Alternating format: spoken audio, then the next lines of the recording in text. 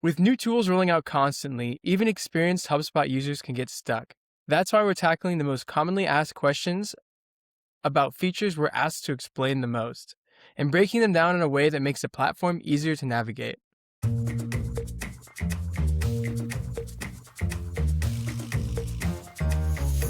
Well, hey, Zach, we're back with another episode. We're back. Yeah, it feels like we've been on a break forever, but we just haven't recorded in a while. So we're going to talk today about HubSpot features that we get asked about the most. So the most common questions, basically 3 features that people always have questions about. That can kind of be overwhelming, but they don't need to be. And we'll talk a little bit about that. Like HubSpot can be super intimidating. It's a big piece of software. And I actually had an onboarding this week who was like, I didn't want to do anything because I don't want to break it. And I'm like, you're not going to break it. And I'm like, most things you do, you can roll back. Like most of the time it's very hard to nuke the entire account. Now you can, very hard to do. Well, and But there's so many tools, right? And there's so many like product updates that are coming out that it just seems like super hard to keep track of everything. yeah, it can be.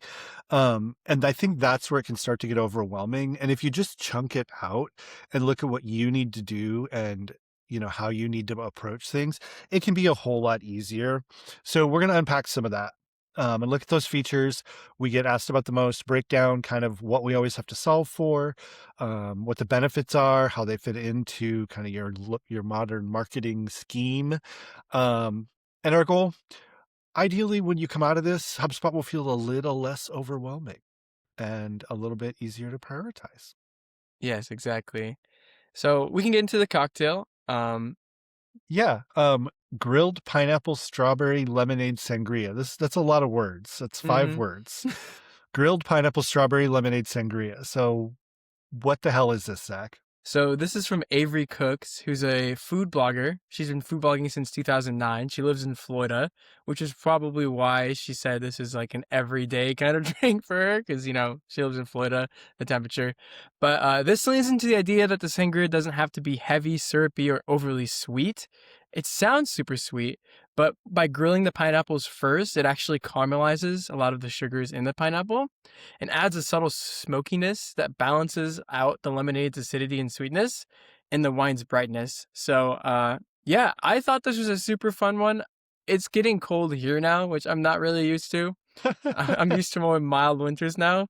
So I guess I just wanted this to be more of a warm weather drink so that I can look forward to summer. But All yeah, right, it so sounds good to me. we're all hoping for warm weather with this drink. That's fine. Yeah. I think so. Grilling fruit is something that a lot of people go, "What? Why would you do that?" I will tell you, Zach, grilled mango, amazing. Like, and you're right. It cuts the sweetness a little bit by caramelizing some of those sugars. You get that carbon and hmm that smokiness. You can also, if you're doing them on an actual grill, you can throw like smoke chips in if you want to. Like, you can Ooh. really I was amp gonna it say up. I've heard of grilled peaches before too, and that's kind of Mm. like where I got this one. I know a lot of people put like pineapples on like meat skewers too because it really cuts the sweetness and it's like a really nice like complement to the like really rich meat. But yeah. Yeah, it's a great kebab thing. I mean, there's also, you can get pineapple burgers, right? That have like a grilled ring of pineapple on top of the burger. All right. So what do you need? 1 fresh pineapple, cleaned and sliced. And if you don't have a pineapple core, you're going to want to get one because it's so much easier to use. 1 tablespoon of olive oil, 2 cups of strawberries, 1 lemon, sliced. That's optional. You can use it or not use it. 1.5 cups of lemonade. Freshly squeeze it if you can. But if you can't, that's totally fine to like buy a really good lemonade. Like, totally fine. 1.5 cups of pineapple juice. Very hard to squeeze that. So just buy some of the little cans. You need 12 ounces of that. 700 milliliter bottle of light white wine. So I'm thinking like a Pinot Grigio, a Sauvignon Blanc. Those would be really good in this. And then some mint sprigs to garnish, ideally. So you're going to want to have your grill on medium-high heat, or if you're using a grill pan, preheat it over medium-high heat. But that's what you're going to really want. And I do recommend like use the grill outside if hmm you can. So much different, so much better. Lightly brush the pineapple wedges on all sides with the olive oil so they don't stick because that's gross. Grill them for 3 to 4 minutes per side. They should start to get char marks. You should see that caramelization. And when you see that, you're good to go. You can also flip them like the two ways, so you get like crisscross grill marks on each side, which is kind of fun. Okay, take them off the grill, cut them into bite-sized pieces, add them to a large pitcher. You might not need all of them. You can use some as garnish, but basically these are going to be the first fruit in your sangria. Strawberries need to go in, take off the tops. Nobody wants to eat that green top on the strawberry. And you can slice those as well if you want. You can put the lemon slices in for a little more lemony punch. And then lemonade, pineapple juice, wine, all goes in there. Just stir it a little bit to mix it up and put it in the refrigerator for at least 2 hours. If you can leave it overnight, it's fantastic because all that fruit soaks up the booze. And then you get this like boozy fruit salad dessert at the end of your sangria, which is just so good. Um, so yeah, and that came from averycooks.com. Grilled pineapple strawberry lemonade sangria. Yeah, might be a good summer party drink. Who knows? Yeah, it could be. I don't know where we're doing our summer party this year. It might be a trip. Who knows? That'd be fun. Yeah, there's rumors that I heard from a little bird that it might be in Chicago. Oh We'll yeah, see. that'd be cool. That'd be really Okay. cool. I was the little bird. I'm the one who said that it might be in Chicago because I was like, we can all get there easy. It's a direct flight for everybody, including the Sioux City people. Hmm. That You would know, be or super if easy. we got somebody in Des Moines or whatever. All right. Well, shall we get into HubSpot? Yeah, let's do it. All right.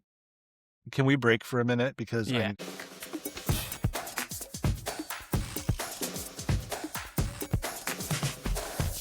All right, Zach, we're back. We're going to talk about the common questions we get about HubSpot features. So we're going to just tackle 3 features today that can be overwhelming or intimidating or frustrating for people, and just kind of talk about how to break those down. So those are going to be workflows and automations, dashboards and reporting, and then HubSpot AI, which is actually pretty new. Hmm. Lots and lots of questions around that. So let's get into workflows and automations. So, from my perspective, when I was first learning about HubSpot, workflows were one of the things that got brought up a lot when I was doing the learning in the academy, and I think it's one of the things that people like think about when they think about HubSpot, and that can be really intimidating, especially if you don't know how it works or you don't know how Right? to get into it. HubSpot has a lot of good like courses and like academy stuff, but obviously like there's a lot more like complexity to it. And yeah, I think, do you feel like clients ask about this a lot too? Yeah, 100%. So workflows and sequences, the 2 primary automations that are in HubSpot. And for people who don't know, sequences are just linear and you want somebody to do one thing. Workflows can branch and split based on what the person is doing, and you can kind of have multiple forms of communication and other things in there. So it's really the difference between the two. If you just want somebody to schedule a meeting, a sequence is great with the sales tool because it stops when they schedule the meeting. If you want to send a drip campaign and resend emails for non-openers or do something with people who click or download, put them in a list or do something else, or have multiple branches kind of split apart based on anything, workflow. And even just that description sounds a little bit like intimidating, right?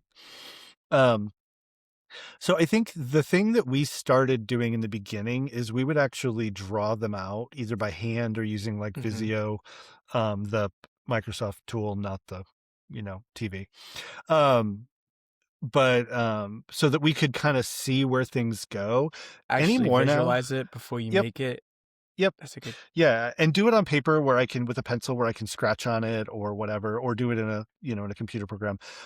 Anymore, we just do them in HubSpot natively now. We just Hmm. start building them. So HubSpot didn't used to let you use placeholders. Like you had to create all of your emails for the workflow before you could even start making the workflow, or you'd get stuck at that step.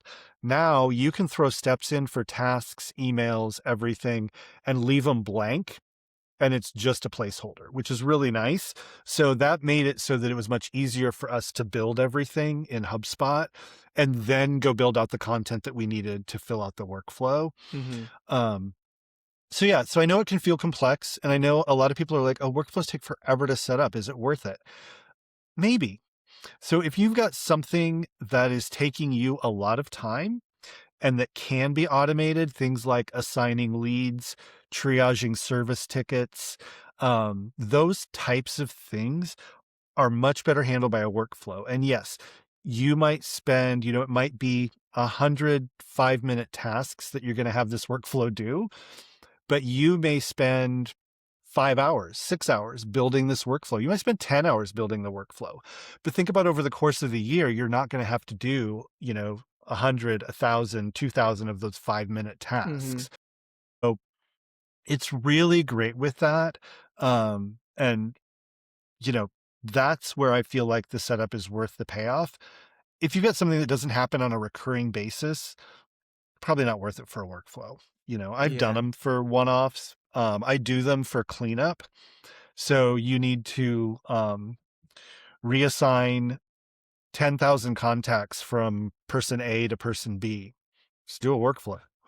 Because then it's like, if this person is the owner of this contact, enroll them, change the owner to this, that workflow takes 2 minutes to set up and it takes 60 seconds to run and you're done Mhm. and it's all finished. Um, And, so yeah, I mean, just start with something simple, right? Like, you don't have to, like, create, like, this overly complex workflow. You can just start with, like, a simple task, like you said, to really get started. And kind of how I was saying earlier, there is a lot of good learning and courses and like videos that you can watch that make workflows a lot easier to understand. But getting in there and actually doing it and just experimenting is probably a good way to start. And focusing on an easy task that won't cause you to overthink or fail to launch the actual workflow, I would say is a good starting point. So yep. totally agree there. Yeah, I think the biggest one that we see people make, and there's two that we kind of make first for everybody. One is to clean up your data. So if somebody unsubscribes, remove them from your marketing contacts. Hmm. Obviously, you can't market to them anyway. Why pay for them? Um, so there's a bunch of those. But the real one that's really useful, and you can clone it and you can copy it, is, whatever the enrollment trigger is. It could be a list, it could be an event, it could be you manually put somebody in there. But basically, the first step is always set them as a marketing contact, because if they're not already, they will be then. Otherwise, they won't get your email. And then send a marketing email, wait 1 day, check to see if they opened it or didn't open it. If they opened it, check to see if they clicked or didn't click. And if they clicked, you're kind of done. Like, they've done everything you wanted them to do. But if they didn't click, you can resend it you can send a second email with a stronger call to action. And then on the other path, if they didn't open it, they didn't like your subject line. So you could resend the same email content, but with a new subject line that's maybe a little bit more aggressive. So that simple one is really, really easy to do. And that's just one email, and it's like 6 or 7 steps. But the beauty of it is you can copy all of those steps together, and now you can paste them after they clicked. And you wait Nice. 7 days, and now you send them a different email about a different topic. And everything is going to kind of be down there to flow, so you don't have to build it all over again. You can copy a single step, you can copy multiple steps, and paste them wherever you need to in the workflow. So that one's great. The other one, assigning leads, you can do a round robin to different people. You can do weighted round robin. Um, so that's a really easy one. Sorting people by state is another one that we've seen. Um, so those are kind of some of the things that are really easy to do and easy to do quickly and can save you so much time down the road. Yeah, But that'll snowball too. Like you'll be able to create more workflows, and the more that you do these simple ones, the more you'll see new opportunities for where you can like implement other workflows. And it's really probably worth the time, like you said, if you have a lot of repeated tasks. And yeah, I would say like those are two really good starting points. That's awesome. yeah, marketing automation is what HubSpot is, right? A marketing automation tool at its core. I think the other thing to remember is, like, the biggest mistake that we see, this isn't a mistakes episode, but I'll just throw this out there, is people forget to put in that time delay before you wait to see if the prospect did what you wanted them to do.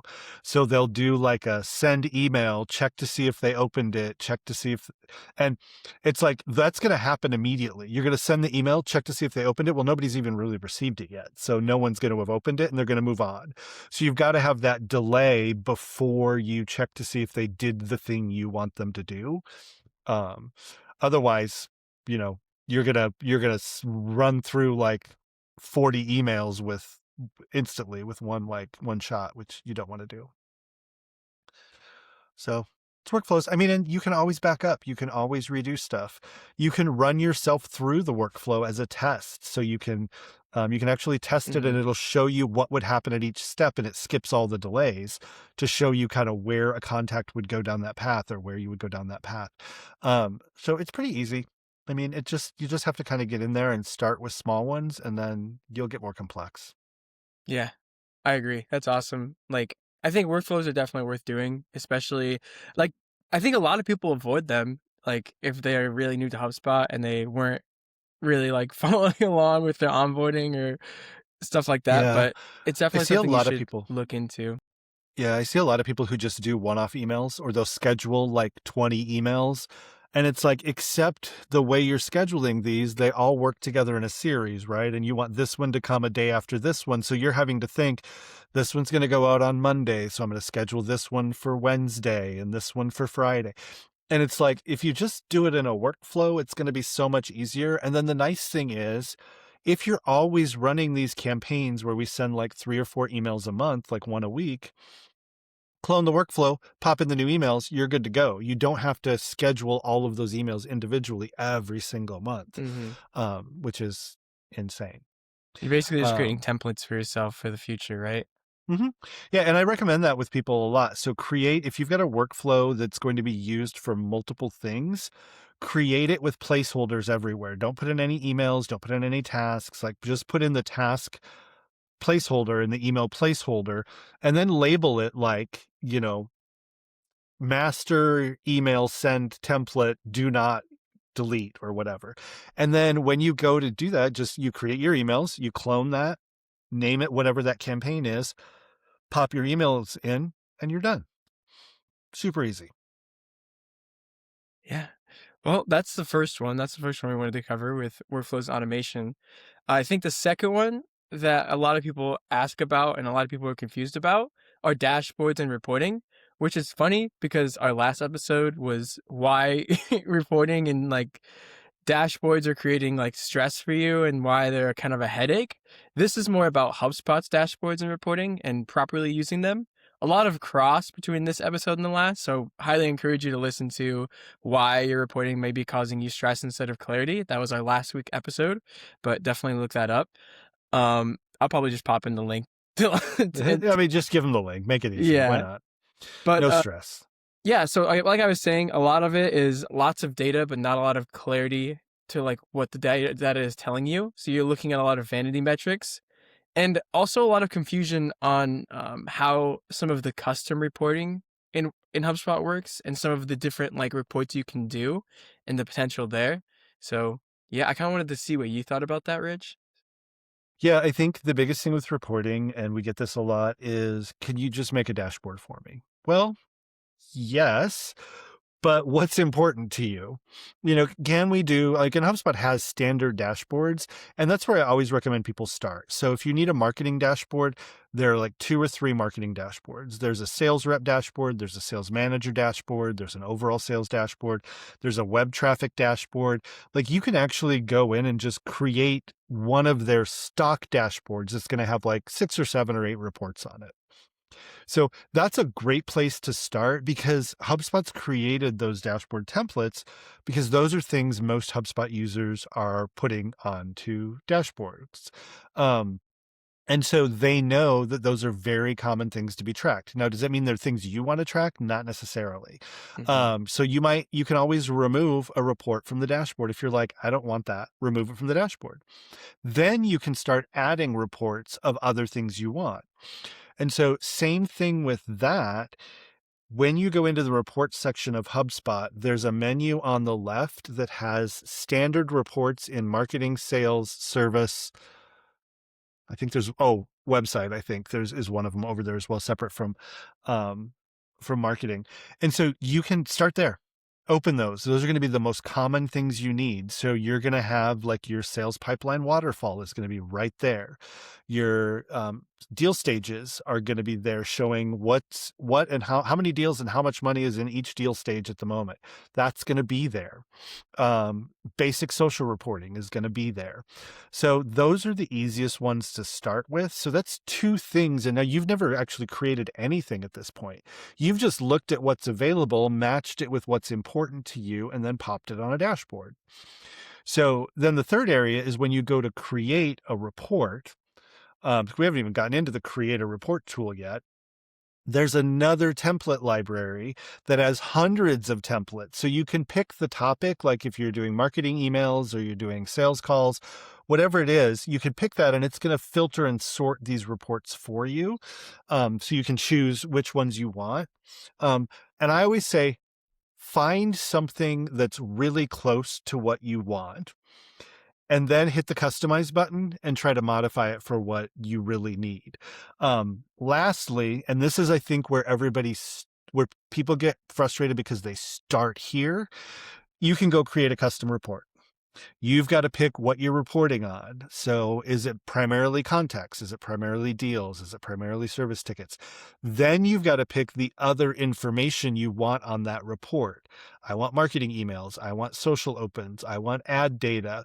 And some things work together and some things don't work together. So as you check boxes, things get grayed out. The good news is if you get close there, then you go in to start building your report, and you can pull properties from any of those objects and put them on your report. If you're like, oh, I really need, payment link details, but you didn't choose that, then you can actually go back and add another data source and then come back into your report that's in progress and pull it together. So those are kind of the biggest things. And I never, ever recommend just starting with a custom report. Yeah. The basic things you want are in there. So there's no real reason to start from scratch every time. I agree. I think custom reports can be really confusing to new users. Um, I think just reporting and like dashboards in general can also be really confusing. Kind of like we talked about in our last episode, where if you don't have a clear plan for a dashboard, then you're probably just like tracking vanity metrics, and there's that whole side of things too.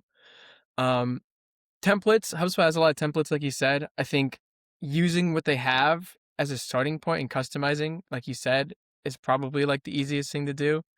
But yeah, I've been looking a lot into reporting and dashboards lately. I've been writing blogs and the podcast episodes, so I feel like I know everything of what you're saying, and so Yeah, I think the other it's thing awesome. is each of the different kind of sections in HubSpot where you do something usually has an analyze tab. So if you're in marketing emails, there's an analyze tab. If you're in social media, there's an analyze tab. That's going to be where they've surfaced the most common reports for that. So like your email Hmm. opens, your email clicks, your interaction rate, your bounce rate, like all of that stuff is going to be right there. And in a lot of those, you can grab one of those reports and save it to a dashboard if it's something you Yeah. want on a broader dashboard. But like if you're really just looking for social metrics, the fastest way is go to the marketing menu, choose social, click analyze, and then boom, it's going to be 6 or 7 reports. I can't remember how many are there about like how your content's performing, how your audiences are Top performing, all that posts, stuff. platform, and you Yep. can update those with filters. I think they just added a blog one too. I was looking today. So you Yeah, can they might actually have. analyze total blog views within like, kind of like how it has for social. It said new in the top right corner, so I was like, "Oh, okay, this is useful." I was pulling Yeah, together some stats for a case study, so nice. Yeah, so it's just really interesting that like there's so much in there. Um and like there's thousands of reports that you could pull, plus you could do custom ones, but you don't have to, use all of them. And that's where like I think before you even open the reporting tool, knowing what is important to you, like do I need to see revenue? Do I need to see revenue total revenue from this month, from this week, from this year, in the pipeline, closed, lost, whatever. Like, what are the things that are important to you? Because then when you go dig for those reports, you can find them. I also think that there's two other things. People will sometimes do a mega dashboard, and you only get so many reports on a dashboard. I think it's 20 or something like that. That's too many. That's a lot. Like, if you have a dashboard on website analytics, just have that. Have another dashboard for your social, have another dashboard for your sales, and kind of like keep them a little bit cleaner, because then as you're emailing those or pulling down the PDFs or whatever you're doing with them or sharing them, it's going to be easier to see the most important points in each section.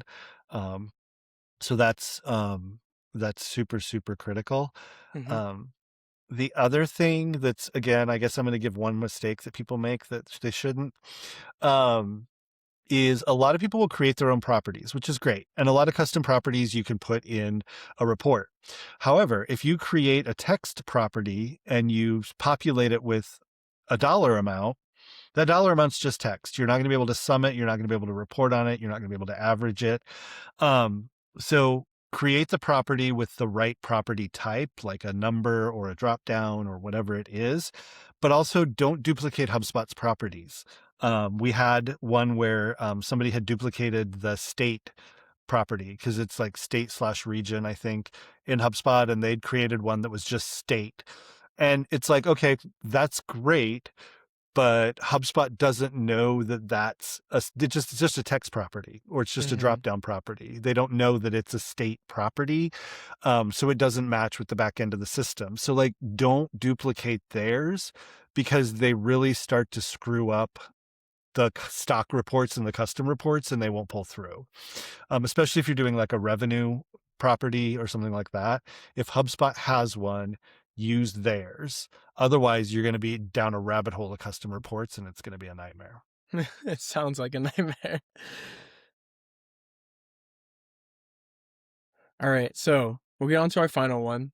This is kind of the one I'm kind of most excited to talk about, because I feel like with how many new AI tools HubSpot is pushing and how many new agents they're pushing, I think can be really overwhelming to users to know what is worth their time, what is not exactly there yet, and what kind of each of these tools actually does. Because if you're not closely following these product updates, like we are, you're not going to really know or understand what this new tool in your portal is doing or going to do.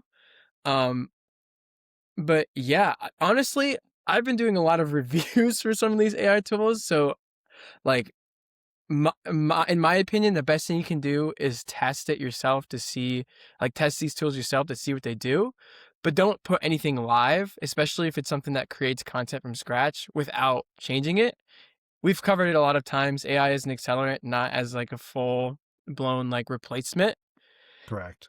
And there's a lot of new AI tools, right? There's AI like recaps on dashboards now that kind of tell you what a specific report does. And those are pretty There's good ones. Like, Yeah.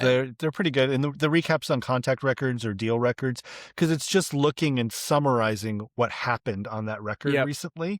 So those aren't bad. And I think that the assistant isn't bad, because that's just helping you with things inside HubSpot.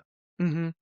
Um, There's a new video editor within social like I saw that. media composer, and within that there's AI voice isolation, so you can actually like in there while you're in there like kind of clean up audio. So if there's something in Nice. the background, it'll isolate the voice for you, which we did a full review on in a blog that's coming out very soon, so stay tuned for that.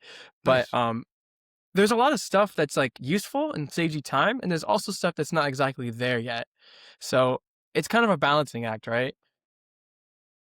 Yeah, 100%. And I think that the things that I like about HubSpot's AI tools is that they're like self-contained unless you unleash them. So you can now connect Gemini and ChatGPT and Claude to HubSpot. And you can get kind of some of that going on. If you do, I would make sure you have a business account in one of those, because like a business account in ChatGPT functions way differently than just a personal account, especially with privacy and with keeping your data and all of that.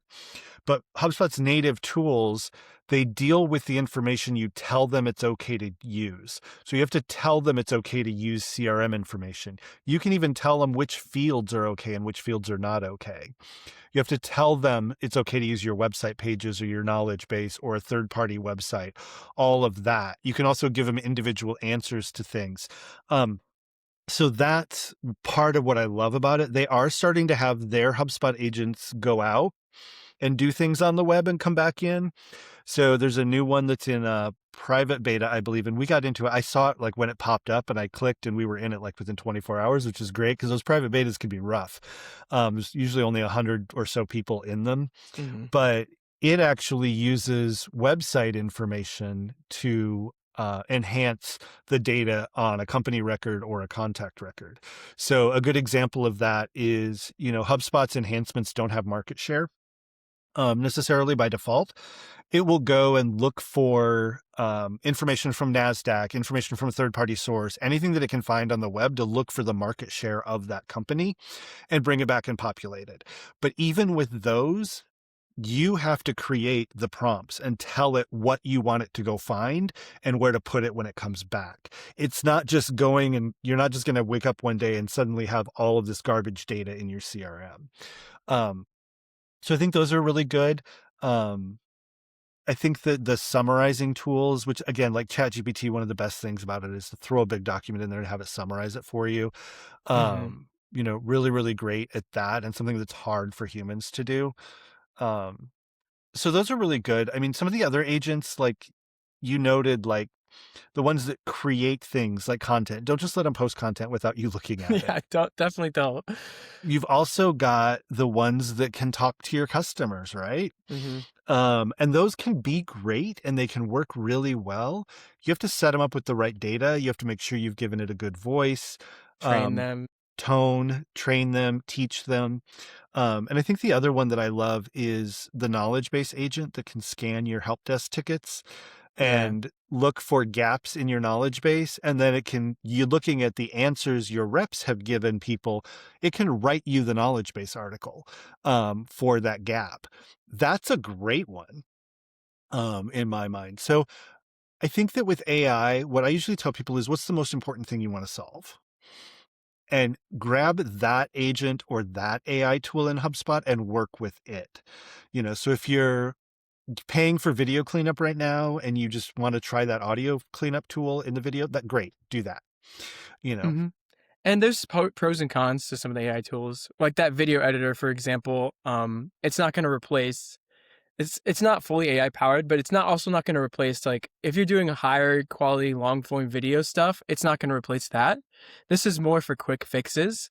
If you don't already have a video editor and you don't want to use a separate tool outside of HubSpot, it's really good for like quick timeline edits. You can actually add captions. So if you're making a reel, do that too. I think nice. there's music from what I remember, but also like I said, it's kind of just simple and for quick fixes, and that AI voice isolation can really save you in a pinch, but it's not Yeah. going to replace an actual editing software. So, Yeah, so it's not replacing Final Cut by any means, yeah. not even close. But what I do think it replaces, and they have a beta out on this too that I think I opted us into. I got to see if we got into it. You can actually record video inside Mhm. of HubSpot. So That one was that pretty is cool. working to replace Loom, obviously, because that's exactly what it would do. Record video, like record your screen, all of that right inside HubSpot.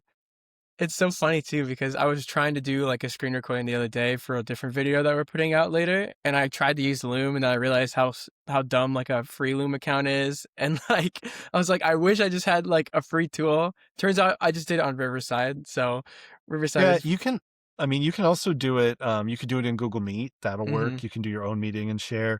You can also just use, half the time I use QuickTime on my Mac because it's Oh got yeah. a screen record and you can choose to have your picture there or not. So yeah, but I think the thing in having it in HubSpot is then the video, like if you're doing a demo video for like your customers or a client or for a knowledge base, it lives in HubSpot, and then you can edit it in HubSpot. And Yep. then you can put it on the knowledge base or wherever you want to You can in create HubSpot. social posts from scratch, or like short, like 1 minute videos from scratch now in HubSpot. And you don't necessarily need to go out of your way to like go into Riverside like I did. So that's nice. And I think a lot of the AI tools are designed to do that, right? To save you time so that you don't have to leave the portal or your platform. But yeah, I don't know. I have mixed feelings about some of the AI tools. Some of them I love, and some of them I'm like, okay, this needs a lot of work if I'm ever going to use it. Yeah, But 100%. testing, and if there's like another, it's like kind of like the workflows. If there's a task that's super repeatable that you think AI could help with, or that you think like could save you a little bit of time, then definitely like look into those tools. We're always looking into tools and sharing our thoughts on them, especially this year. One of our big focuses is reviewing a lot of this stuff, so you guys actually get a full rundown, not just a short rundown of what it does, but also if it's worth your time. So definitely stay tuned for those. But yeah, I think that's kind of my overview of HubSpot AI. Yeah, and I think that's good. Like, and I think the biggest one with that one is accelerator, not replacement. That's absolutely it. Where can it help you do more faster? It's what Dharmesh said at Inbound with, like let AI do what AI is good at and let people do what people are good at. Like, don't try to cross that because we're not there. Might get there, who knows? But yeah, and I just always think like find one thing that you have a problem you want to solve, or just one of the AI things and just play with it. Like that's it. Like play around, see what works, see what doesn't. Because you're right, some of the agents, I'm like, oh, these are really, really good. Mostly it's the ones who do research, like the blog research agent, the social Yeah, research, like the one that goes those are out and cool. looks for your industry and all the days of like, national, hot dog day or whatever. It goes and looks for all those things that are related to your company and brings them back and gives you like, here's some posts you could do here, and here's a stock image for my stock because that's integrated. Um, that's kind of handy because otherwise you've got to go look for those calendars, hunt through them for the ones you want. But if it can do it, let it do it. But then you do have to read them and kind of go through them, make sure the voice is right, the tone is right, the wording's right, images and all that. But if you get close, you're just editing instead of creating and researching on your own. So all right, so that's 3 things that people find a little bit overwhelming that hopefully we've made a little simpler or given you some tips to at least approach it in a slightly simpler way. Yeah, you should have some decent starting points from this, hopefully. Yep, 100%.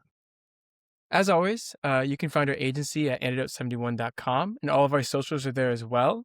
And if you have a question you'd like to send our way, head to ctapodcast.live to shoot us an email. Even better, leave us a voice message on our hotline at 402-718-9971. Your question will make it into a future episode of the podcast. I cannot remember off the top of my head what next week's podcast is, but Okay, it's but going to there'll be be a good one. one. Sure, we'll have one.